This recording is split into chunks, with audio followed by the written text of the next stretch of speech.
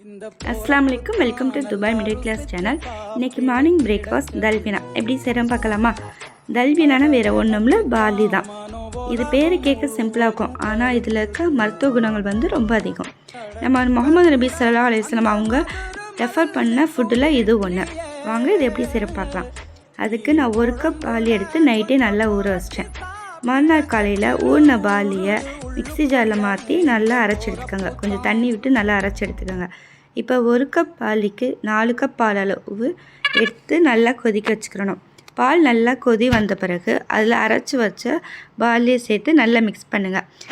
கட்டி இல்லாமல் நல்லா மிக்ஸ் பண்ணி ஒரு கொதி வரும்போது நம்மளுக்கு தேவையான அளவு நாட்டு சர்க்கரையை போட்டுக்கலாம்.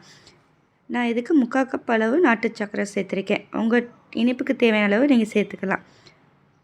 இப்போ தல்பினா நல்லா கொதி வந்து நாட்டு சர்க்கரை நல்லா மிக்ஸ் ஆன பிறகு அது கூட தேவையான அளவு பேரிச்சம்பழம் நட்ஸ் எல்லாம் சேர்த்துக்கிறேன். நான் வெறும் பேரிச்சம்பழம் மட்டும் சேர்த்துருக்கேன்.